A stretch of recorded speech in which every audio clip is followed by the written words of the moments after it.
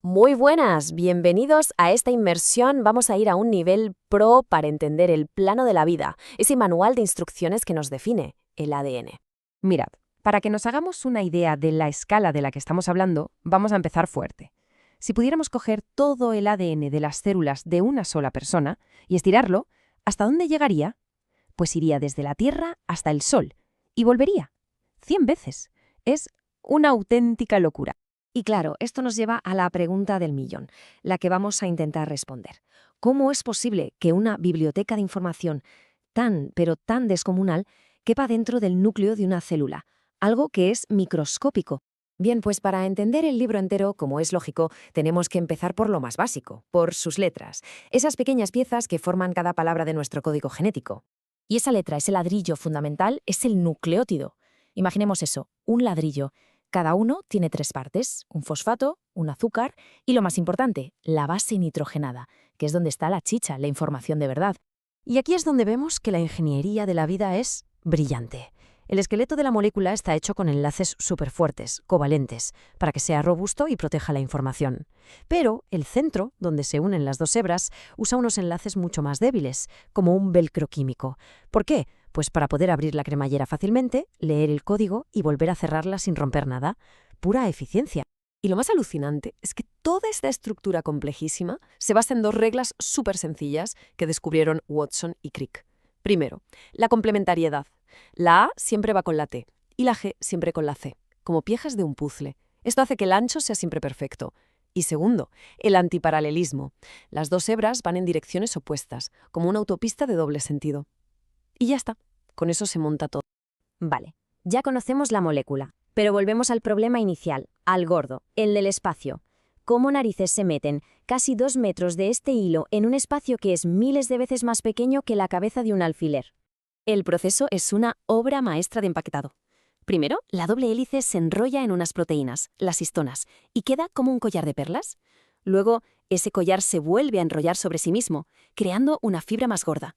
Y finalmente, esa fibra se súper enrolla hasta formar la estructura que todos conocemos de los libros, el cromosoma. Es un origami molecular a lo bestia. Pero claro, la célula es inteligente, no necesita tener acceso a toda la información a la vez, así que se organiza. La parte que está usando activamente, la eucromatina, está más suelta, como los libros de consulta en una biblioteca abierta. El resto, la heterocromatina, está súper compactado, como los libros guardados en un almacén cerrado, porque ahora mismo no hacen falta. Y para proteger las puntas de estos paquetes de información, para que no se deshilachen como los cordones de unas zapatillas, tenemos los telómeros. Son unos capuchones protectores cruciales. Y aquí viene lo interesante.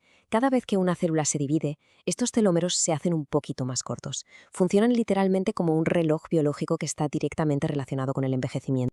Muy bien, tenemos la biblioteca empaquetada y protegida. Ahora, ¿cómo se usa? ¿Cómo lee la célula las instrucciones que necesita y, sobre todo, cómo hace copias perfectas para que la vida pueda continuar?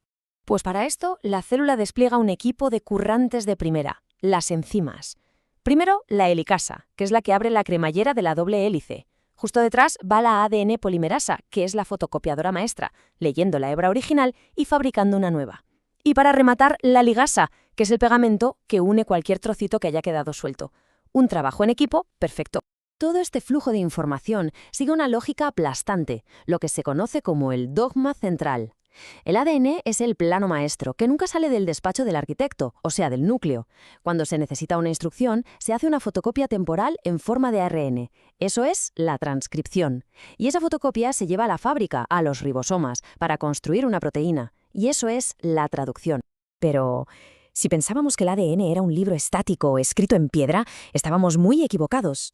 La historia no acaba ahí. Las instrucciones pueden cambiar y, más importante aún, la forma en que se leen se puede modificar. A ver, la palabra mutación siempre nos suena a algo malo, ¿verdad? Pues no, la mayoría no hacen nada. Otras son perjudiciales, sí, pero algunas, de vez en cuando, son beneficiosas. Son el motor del cambio. Sin esos pequeños errores aleatorios al copiar, la evolución y la adaptación simplemente no existirían. Y esto nos lleva a un campo que es, bueno, fascinante. La epigenética. La analogía es perfecta. Si el ADN es un piano espectacular, con todas sus teclas, la epigenética es el pianista. No cambia las notas del piano, pero decide qué canción toca, qué teclas pulsa y cuáles no. Es decir, activa o desactiva genes sin cambiar el código en sí. Y aquí es donde la cosa se pone increíblemente personal y potente, porque el pianista que decide qué melodía suena depende en gran medida de nuestro estilo de vida. Esto no es una metáfora. La dieta, el ejercicio, el estrés, todo eso deja marcas químicas reales en nuestro ADN, que actúan como interruptores, encendiendo o apagando genes. Nuestro día a día le da instrucciones a nuestro genoma. Y lo más fuerte es que algunas de estas marcas se pueden incluso heredar. Y ya para terminar, vamos a hacer zoom hacia afuera, a alejarnos un poco, para ver que esta molécula increíble no solo nos define como individuos, sino que nos conecta con absolutamente toda la vida en la Tierra. Las cifras son para pararse a pensar. Con cualquier otra persona del mundo compartimos el 99,9% del ADN, ¿vale? Con un chimpancé, el 98%. Pero atención, compartimos un 60% de nuestro ADN con un plátano. Esto nos dice que la vida, en el fondo, usa el mismo kit de piezas una y otra. Y por si todo esto no fuera suficiente, ahí va un último dato para dejaros pensando. Un 8% de nuestro genoma no es originalmente humano. Viene de virus que infectaron a nuestros antepasados hace millones de años, y su código genético se quedó ahí, integrado en el nuestro.